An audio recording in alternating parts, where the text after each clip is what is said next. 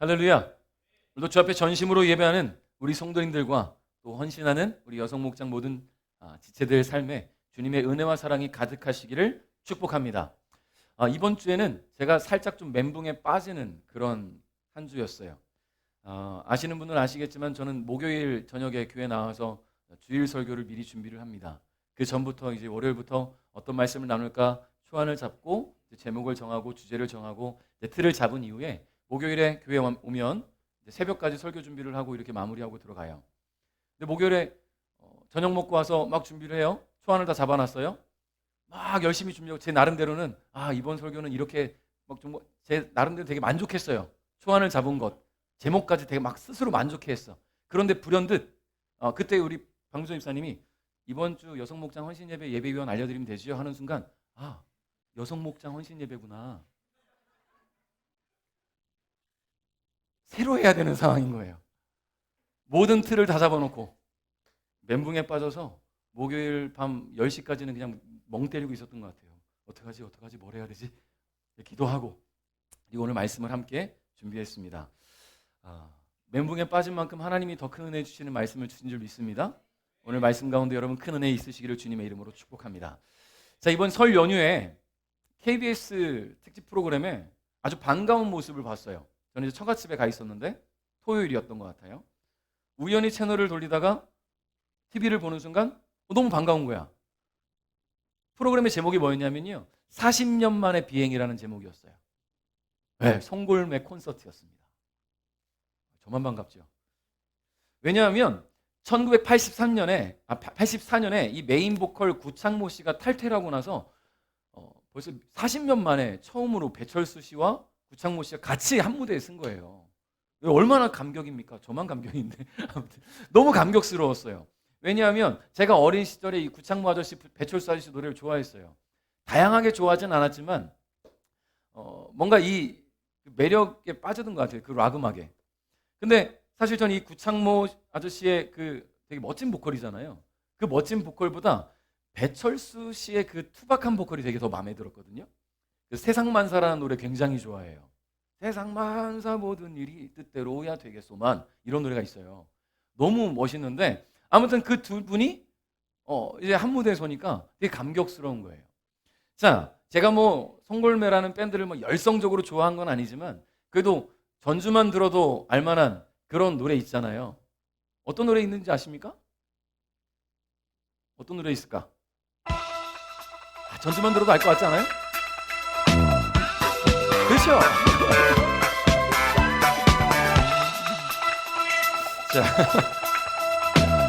자, 어쩌다 마주친 그대.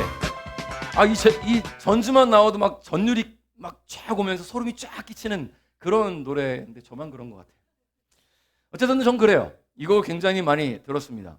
중고등학교 시절에 악기에 막 관심을 갖기 시작할 때 이 전주에 굉장히 좀 매료됐던 것 같아요. 근데 그냥 그때는 노래 가사 뭐 이런 거 신경 안 써요. 그냥 전주, 연주, 어떤 노래 이런 것만 들었지 어쩌다 마주친 그대라는 이 곡의 가사가 어떤 건지는 잘 몰랐거든요. 그냥 노래 연주만 들었으니까. 근데 가사를 좀 찬찬히 살펴보니까 어쩌다가 길 가다가 마주친 이성에게 첫눈에 반했는데 용기가 없어서 말도 못 꺼내는 거예요, 이 주인공이. 아주 숙맥이라는 거죠. 근데 이 노래의 주인공이 용기를 내서 고백을 했는지 끝내 고백을 못하고 뭐 쓸쓸한 시간을 보냈는지는 우리는 알 수는 없어요. 왜 노래가 그냥 끝나니까 그렇게. 근데 여러분, 이런 비슷한 상황들을 경험해 보신 분들 분명히 있을 것 같아요. 누구나 경험할 수 있는 거잖아요. 첫눈에 반하는 상황이 생길 수 있고 뭐 첫눈에 반하지 않더라도 누군가에게 이렇게 마음이 끌리는데 수줍어서 말을 못하는 거야. 고백을 못하는 거죠. 어떤 사람은 뭐 무작정 다가가서 고백하는 사람이 있는가 반면 그냥 소가리만 하는 사람도 분명히 있습니다. 지나고 보니까요, 우리의 인생사에는 수많은 만남들이 있었다라는 거예요. 우연한 만남, 이런 것 같이 우연한 만남도 있고 때로는 우연을 가장한 계획적인 만남도 있고 정말로 계획하에 이루어지는 필연적인 만남도 있습니다. 그런 수많은 만남들이 우리의 일생에 있어요. 죽을 때까지 말이죠. 근데 오늘 우리가 이 자리에 모여서 예배하고 있는 하나님, 그 하나님이라는 분은 우리가 어쩌다 마주친 분은 아니에요. 또 때로는 길 가다가 우연히 복음 전하는 사람의 이야기를 듣고 교회 한번 가볼까 하고 찾아 나올 수 있어요. 그럼 어쩌다 나온 거 맞지 않나? 또 어떤 분은 가족 아니면 친구, 지인의 전도를 통해서 하나님을 만나신 분도 계실 수 있습니다. 우리 문경희 성도님처럼 동생분을 통해서 하나님을 만나게 되는, 물론 30년 전에 신앙생활을 했지만 다시금 그 계기를 갖게 되는 경우도 있지요. 자, 그리고 또 어떤 분은 신에 대해서, 내세에 대해서 혼자 공부를 하다가 하나님 만나는 경우도 있어요. 제 친구 목사님 사모님이 그랬어요. 되게 똑똑한 사람이거든요. 사법고시를 공부하는데 너무 안 풀려서 그럼 도대체 신은 있느냐? 신에 대해서 공부했답니다. 불교도 공부하고 천주교도 공부하고 힌두교도 공부하고 그러다 기독교를 공부하는 가운데 하나님을 만난 거예요. 성경을 읽다가. 우연 같잖아요. 그런데 하나님은 결코 우연히 우리를 만나주시는 분이 아니라는 거예요. 하나님이 이미 오래전에 저와 여러분 한 사람 한 사람을 택하시고 부르셨습니다. 다시 말해 저와 여러분은 하나님의 예정과 계획 가운데 복음을 듣게 되었다라는 이야기예요. 그러니까 그렇게 하나님께서 선택하신 가운데 우리가 하나님을 만나게 되었다. 여러분, 그러니까 하나님과 우리의 관계는 그냥 어쩌다가 마주쳐서 어설프게 이어져 있는, 대충 걸쳐져 있는 그런 관계가 아니라 하나님 주도하에 아주 단단하고 견고하게 이어진 관계라는 것을 오늘 우리는 알고 넘어가야 될 줄 믿습니다. 그런데 물론 이 관계는요, 우리 입장에선, 우리 쪽에서는 정리할 수 있고 포기할 수 있어요. 하나님은 우리에게 자유의지를 주셨어요. 선택은 우리 몫이에요. 하지만 각자 시작은 다르겠지만 그렇게 시작하게 된 하나님과의 관계 속에서 더욱 하나님을 알아가게 되고 하나님을 느끼게 되고 하나님을 경험하는 이들이 분명히 나타나게 된다는 이야기예요. 경험하고 만나게 되면 떠날 수가 없죠. 여러분, 사랑하는 사람 처음 만났을 때 우연히 만나도 이 사람에 대해서 알아가고 깊어지면 그 사람에게서 헤어나오지 못하잖아요. 그렇지 않습니까? 여러분, 사랑하는 사람들 만나면 그렇잖아요. 제 아내가 저한테 그래서 헤어나오지 못했어요. 제가 약간 개미지옥 같은 매력이 있거든요. 개미지옥 한번 빠지면 나오지 못해요. 여러분, 하나님의 매력에 빠지면 나올 수 없어요. 근데 우리는 포기할 수 있지만 가장 중요한 것은 하나님은 포기하시는 분이 아니라는 것. 하나님 우리를 내치시는 분이 아니고 포기하지 않으시고 우리와 함께 하시는 분이라는 것을 기억해야 될 줄 믿습니다. 그러므로 오늘 우리는 하나님의 선택을 받고 부르심을 통해 하나님과 관계를 맺은 하나님의 사람들로서 오늘 말씀을 묵상하고 마음에 기억하는 시간 될 수 있기를 바랍니다. 특히 오늘 주님을 위한 헌신을 결단하고 마음을 모아 예배하고 있는 우리 여성 목장 모든 지체들, 오늘 말씀을 마음에 새기시길 바랍니다. 그래서 하나님과 더욱 견고한 관계를 맺어가시기를 주님의 이름으로 축복합니다. 자, 오늘 사도 바울이요, 로마교회 성도들에게 편지를 썼습니다. 이 로마교회 성도들이 하나님의 선택된 자라는 확신을 갖고 있던 이 사도 바울이 이 로마교회 성도들도 동일한 마음을 가졌으면 좋겠다. 나는 하나님으로부터 선택된 사람이야. 그래서 하나님이 기뻐하시는 삶을 살았으면 좋겠어. 이런 마음을 갖기를 사도 바울이 기대하면서 소망하면서 편지를 썼어요. 그 편지가 바로 오늘 본문이 담겨있는 로마서라는 성경입니다. 특히 오늘 본문인 로마서 12장 1절부터 2절에서 로마교회 성도들이 하나님과 더욱 견고한 관계를 맺으며 살아가야 할 방향을 알려주고 있습니다. 그 방향에 우리가 함께 올라탔으면 좋겠어요. 자, 1절 읽어봅니다. 시작.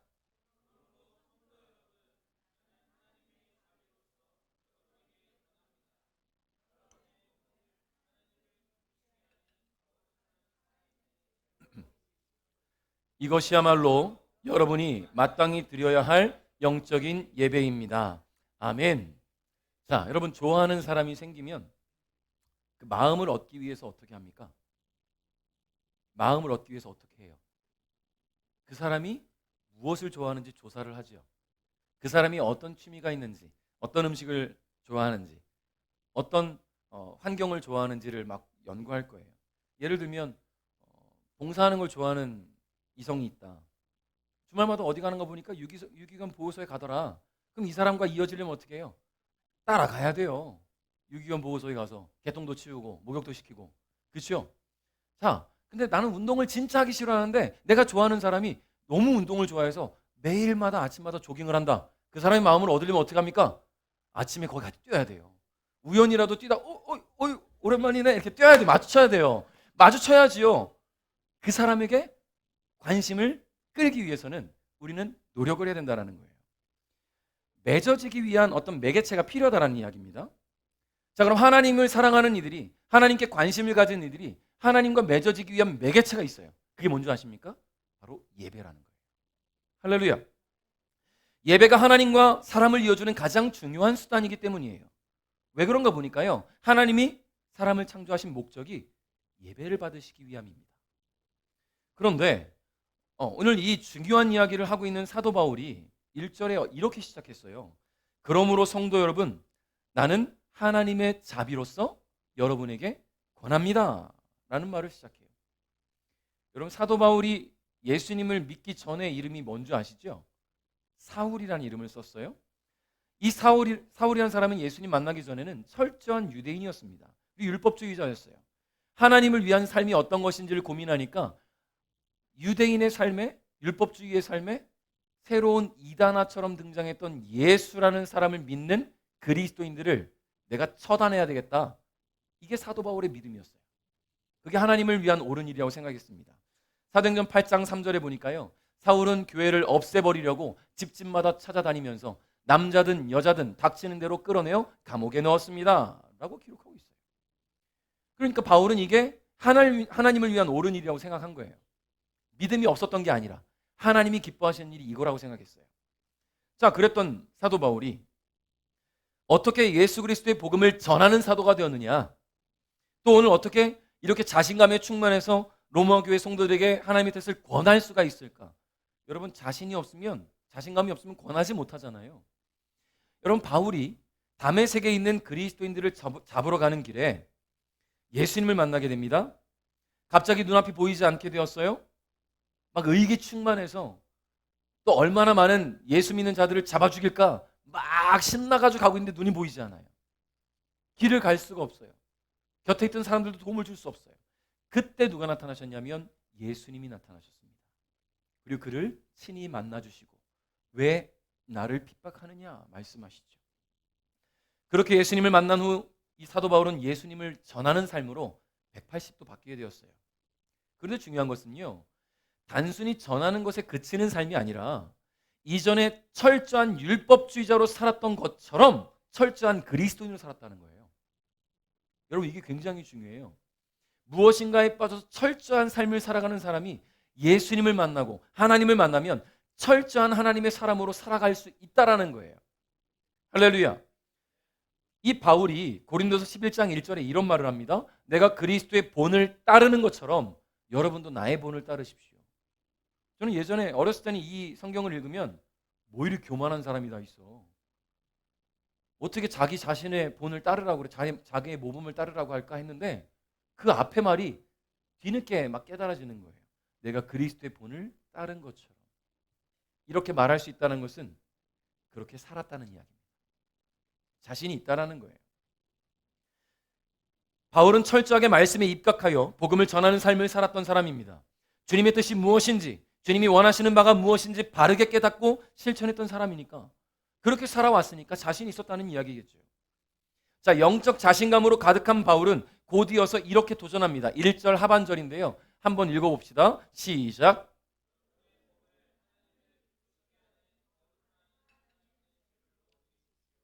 이것이야말로 여러분이 마땅히 드려야 할 영적인 예배입니다. 아멘. 자, 우리가 신앙생활을 하면서 예배라는 단어를 수도 없이 접하게 돼요. 주일 예배, 온세대 예배, 수요 묵상이라고 쓰는구나. 예배라고 안 쓰는구나. 자, 아침 기도회라고 하는구나, 우리는.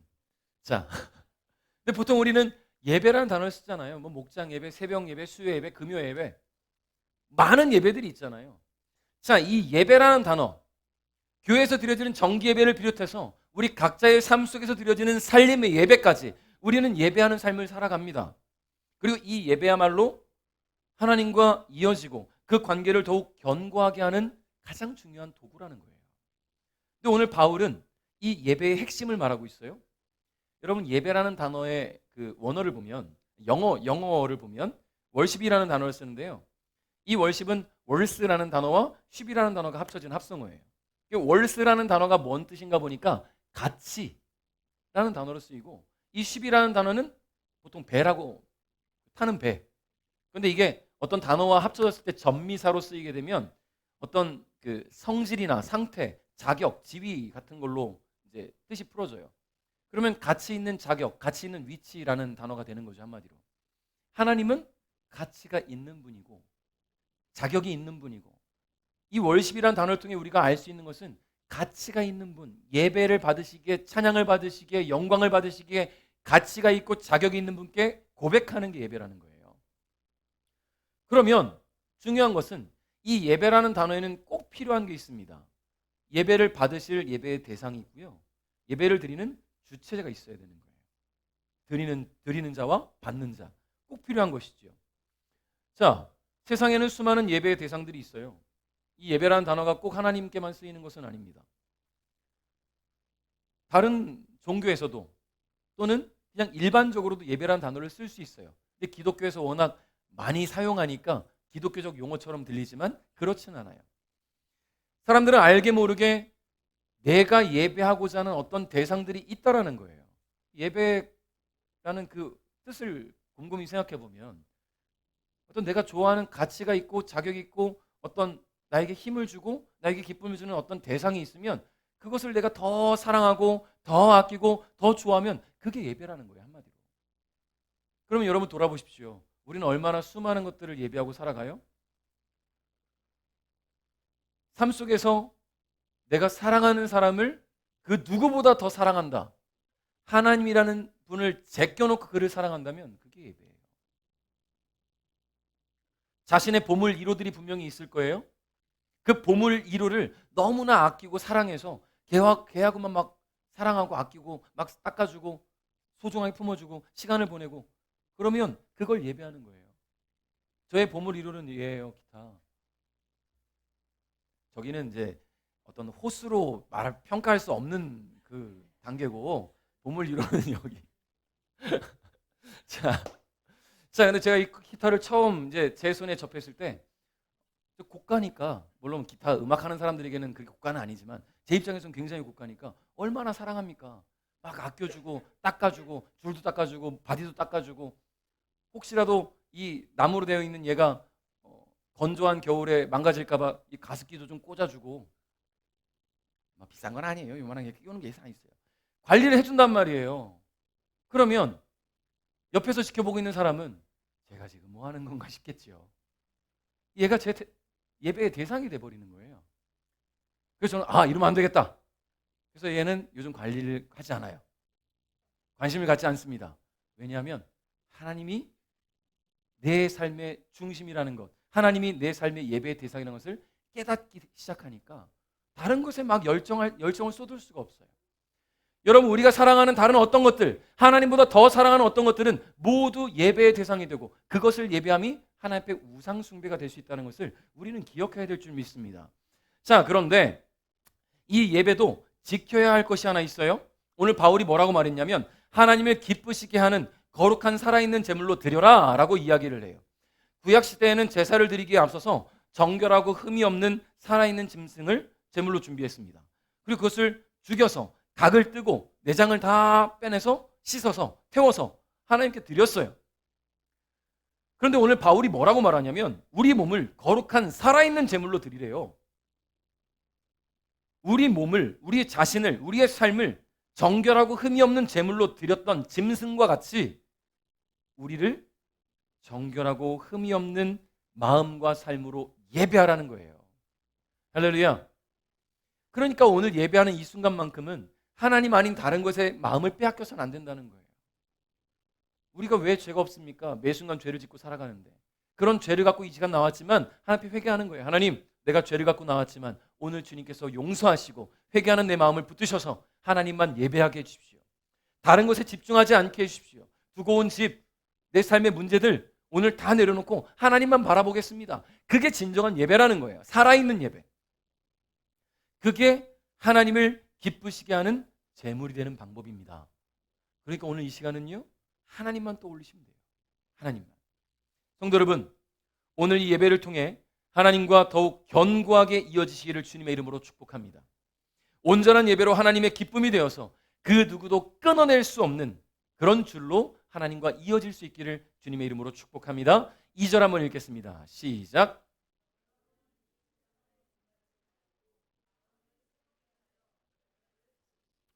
그러면 여러분은 하나님의 선하시고 기뻐하시고 온전하신 뜻이 무엇인지를 분별할 수 있게 될 것입니다. 아멘.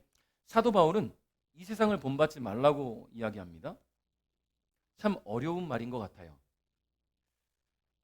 왜냐하면 우리가 지금 몸담고 살아가고 있는 곳이 이 세상이에요. 근데 어떻게 세상을 본받지 않을 수 있을까? 세상을 본받지 않으면 뒤처지잖아요. 나만 뒤처지면 안 되지 않습니까? 이 세상 속에서, 이 세상의 문화 속에서, 이 세상이 추구하는 그 가치 속에서 어떻게 이 세상을 본받지 말라고 하는가? 그럼 도대체 어떻게 살라는 걸까? 사도 바울은 세상에 속해 있었습니다. 사도 바울도 역시. 근데 세상에 물들지를 않았어요. 물들지 않았다는 것. 그는 어느 곳에 가도 그곳 문화와 환경에 물들지 않고 오직 복음을 전하는 데 집중했다라는 이야기예요. 아무리 좋은 것을 보아도, 아무리 맛있는 음식을 먹어도, 아무리 멋있는 것을 보아도 그의 관심사는 복음뿐이었어요. 나머지 것들은 어떻게 했느냐? 삶을 위한 그냥 최소한의 수단으로 생각했다라는 거예요.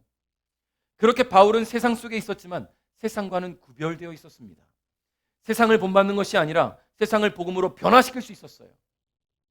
그리고 그렇게 자신이 도전하였던 것처럼 오늘 이 로마 교회 성도들에게 도전하고 있는 겁니다.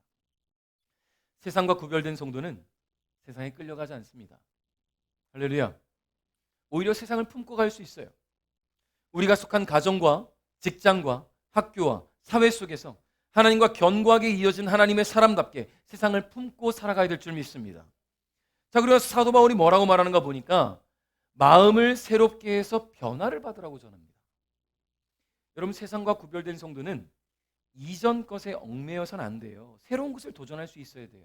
근데 우리는 너무나 수많은 것들에 마음을 빼앗기다 보니까 내가 예수님 믿고 새로운 삶을 도전하러 갈 때 내게 얽혀있는 수많은 것들이 방해가 되고 발목을 잡는 경우들이 참 많아요. 어떤 관계라던가 내가 하던 일이라던가 내가 내 삶을 투자하고 있던 수많은 것들이 이전 것으로 나의 삶을 발목 잡고 있고 내가 신앙생활하며 하나님과 더욱 나아가기 위한 새로운 삶을 도전하기 위한 그 모든 길에 장애물이 되는 경우들이 있어요. 자, 근데 예전에 요즘 아이폰 쓰시는 분들 계신데 이 아이폰을 만든 애플사의 창업자인 스티브 잡스라는 사람이 이런 말을 종종 했습니다. Think different. 다르게 생각해라. 자꾸만 이전 것에 고집하면 새로운 것을 창출해낼 수 없다는 거예요. 다르게 생각해라. 여러분, 우리 삶도 마찬가지예요. 다르게 생각해야 됩니다. 내가 지금 몸담고 있던 이 삶의 관계들, 내가 하나님을 만나면서 신앙생활하면서 예배하면서 하나님과 관계를 맺으려고 시간을 보내다 보니 내 삶의 관계들이 끊어질 것 같은데, 그래서 세상에 몸을 다시 한번 담가봅니다. 하나님 관계를 조금 거리를 두려고 해요.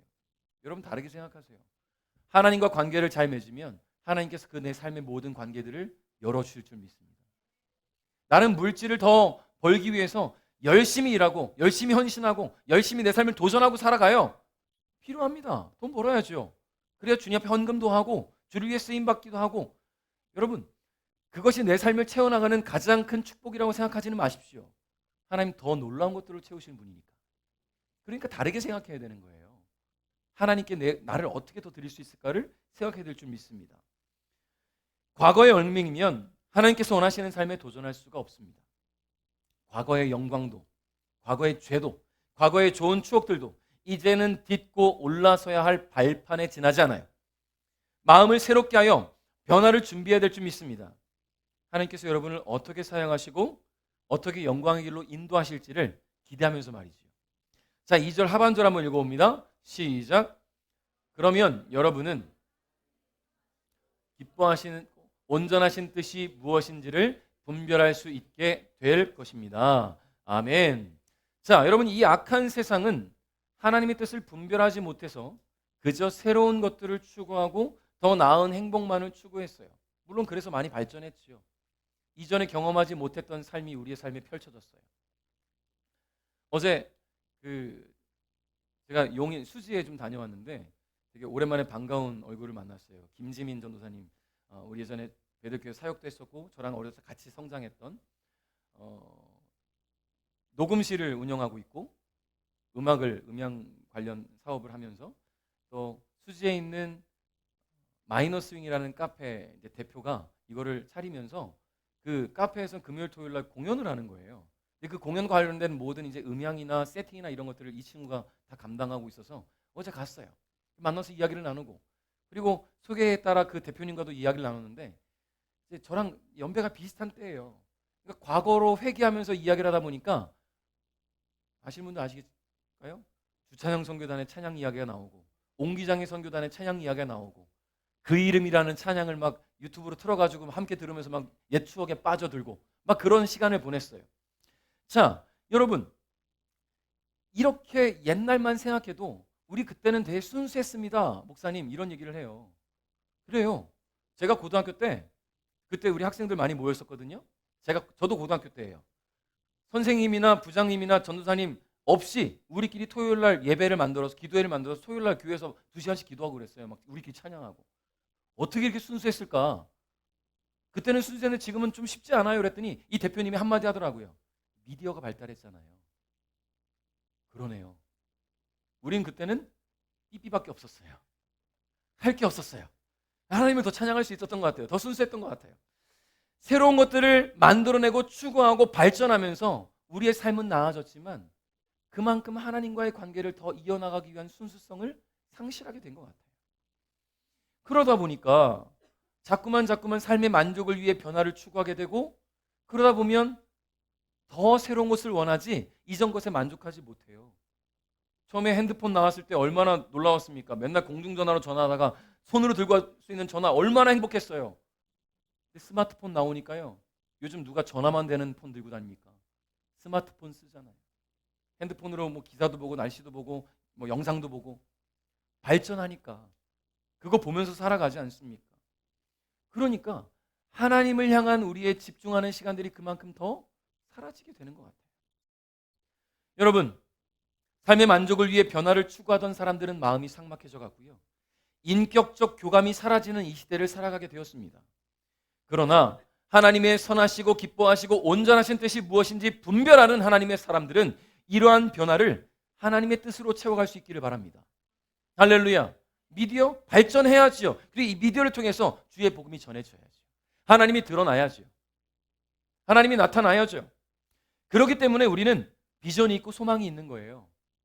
순수성이 없어졌다고 그때의 감성이 사라졌다고 아쉬워할 것이 아니라 이런 미디어와 이런 변해가는 세상 속에서 내가 어떻게 주님을 위해 살아갈 수 있을까? 주님이 기뻐하시는 그런 삶으로 도전할까? 자꾸만 연구하고 기도하고 함께하다 보면 하나님의 선하시고 기뻐하시고 온전하신 뜻을 분별해 나갈 수 있다라는 이야기입니다.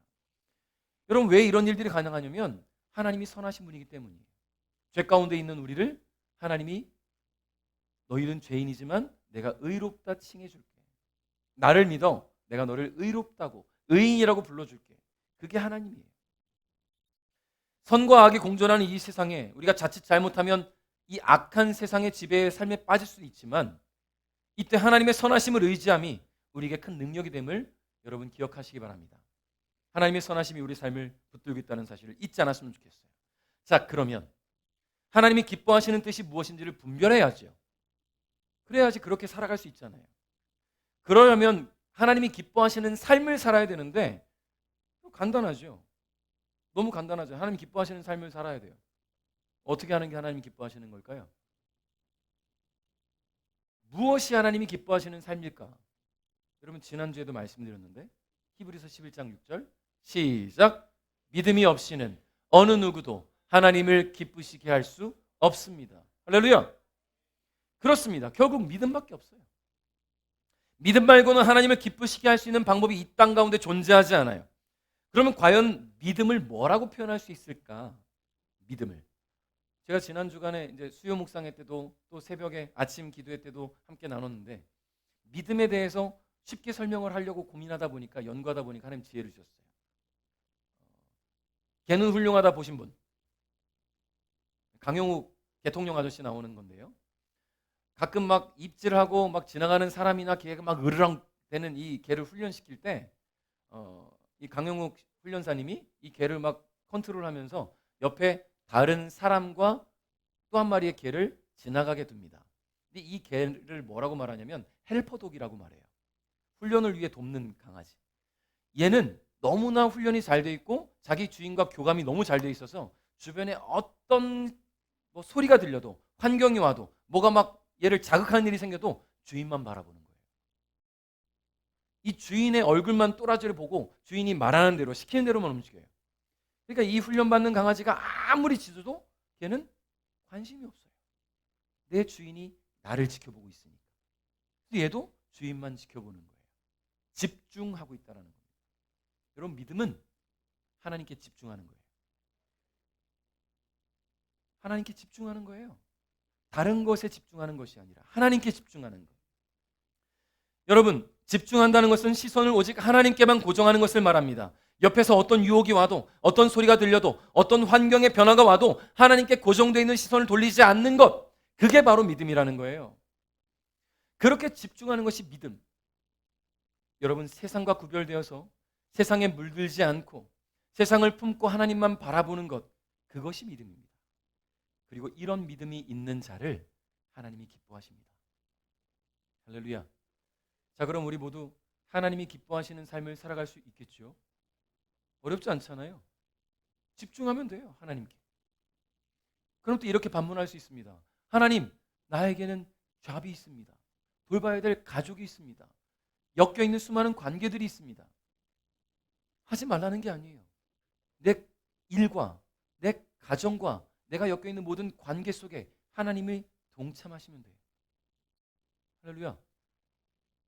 올해 우리 하나님께서 우리 베들교회 주신 비전이 뭡니까? 주님 손잡고 한 걸음 더 나가는 교회예요. 그러려면 내 일터에도 하나님이 함께 계셔야 돼요. 내 가정에도 하나님이 함께 계셔야 돼요. 내가 엮여있는 수많은 관계 속에도 하나님이 계셔야 돼요. 길을 갈 때도 하나님 계셔야 되고, 잘 때도 하나님이 계셔야 돼요. 밥 먹을 때도 하나님이 계셔야 돼요. 어떻게 계십니까? 집중하면 돼요. 하나님께. 하나님, 내가 오늘 하루를 시작합니다. 나와 오늘 하루 동행해 주십시오. 기도하십시오. 내가 오늘 일합니다. 하나님 붙잡아 주십시오. 내 모임이 있습니다. 그 모임에 하나님이 임하여 주십시오. 내가 말 한마디를 실수해서 누군가에게 상처 주지 않고 나의 말 한마디로 누군가가 하나님을 알게 해주십시오. 여러분, 수많은 시간들을 우리는 하나님께 집중할 수 있어요. 그렇게. 사랑하는 성도 여러분, 오늘 여러분의 예배가 하나님을 기쁘시게 하는 예배가 될 수 있기를 주님의 이름으로 축복합니다. 세상과 구별되어 아무리 좋은 것으로 유혹하고 마음을 흔들어도 뚝심 있는 그리스도의 모습으로 하나님께만 집중할 수 있기를 주님의 이름으로 축복합니다. 말씀을 맺겠습니다. 저와 여러분은 온 세상을 창조하시고 주관하시며 다스리시는 하나님의 선택을 받았어요. 얼마나 감사한 일입니까? 전 세계 80억이 넘는 그런 인구 가운데서 나를 택하셨다라는 것, 나를 부르셨다라는 것, 이보다 더 감사한 일이 어디 있겠습니까? 그러니까 여러분, 제발 부탁드립니다. 감사를 생각에만 두지 마십시오. 감사를 마음에만 두지 마십시오. 하나님께 드리시길 바랍니다. 표현하십시오. 물론 하나님은 내가 감사하는 마음 알고 계시지만, 여러분 그렇잖아요. 사랑하는 사람도 이 사람이 나를 사랑하는 것 알아요. 근데 표현해야 더 기쁘지 않습니까? 당신을 사랑합니다. 나에겐 당신밖에 없습니다. 당신 아니면 난 죽을 것 같습니다. 오늘도 보고 싶었습니다. 자꾸 표현해야 이 사람이 나를 이만큼 아껴주는구나 아는 거예요. 하나님도 내 마음 아시지만 자꾸만 표현하기는 하세요. 하나님 오늘도 아름다우시군요. 하나님 오늘도 너무나 멋있습니다. 하나님도 오늘도 나와 함께 하실 줄 믿습니다. 하나님 오늘도 든든합니다. 의지가 됩니다. 자꾸만 고백하세요. 마음으로만 감사를 담아두지 마시고, 정결하고 흠이 없는 우리 자신을 거룩한 산제물로 드리는 그런 예배를 통해 하나님과 더욱 단단하게 이어지시길 바라고, 죄 많은 이 악한 세상과 구별되어서 세상을 변화시킬 수 있는 하나님의 사람들로 굳게 서기를 바랍니다. 그리고 무엇보다 하나님을 기쁘시게 하는 일에 최선을 다하십시오. 하나님께만 집중하는 믿음으로 하나님을 기쁘시게 하기를 바랍니다. 헌신하는 모든 순간들 속에서 그냥 믿음이 없어서 그냥 건성건성 대충대충 하는 것이 아니라, 또는 막 열심히는 하는데 사람들 눈에 잘 보이기 위해, 사람들 눈에 들기 위해 열심히 하는 것이 아니라, 누가 보지 않아도, 아무리 외로워도, 아무도 나를 인정하지 않아도 하나님께서 보시고 기뻐하실 온전한 헌신으로 자신을 드리시기를 바랍니다. 오늘 헌신하며 감사로 예배하는 우리 여성 목장 모든 지체들과 우리 베델 가족 모두가 하나님의 선하시고 기뻐하시고 온전하신 뜻을 분별하여서 이 땅을 살아가는 동안 하나님의 기쁨이 되어 살아가다가 우린 언젠가는 주님 마주해야지요. 언제가 될지는 알 수 없지만 난 나이가 많으니까 좀 더 빨리 가겠지. 나는 어리니까 아직 멀었어. 누가 자신합니까? 지금 이 땅을 살아가면서 얼마나 많은 일들이 일어나는데, 그러니 우리는 매일 지금 살아있는 이 순간을 당장 잠시 후에 죽어도 아쉬움이 남지 않을 만큼 살아야 될 줄 믿어요. 그런 신앙으로 말이지. 내가 지금 당장 하나님 부르셔도 하나님 마주할 것이라는 그런 기대로, 그런 믿음으로 살아갈 수 있길 바랍니다. 그래서 주님 마주하는 그날 끝까지 견고하게 이어온 주님과의 관계가 그 관계의 끈으로 주님의 강한 팔에 안기게 되시기를, 주님과 아름다운 소통과 나눔의 시간을 기대하시기를 주님의 이름으로 축복합니다.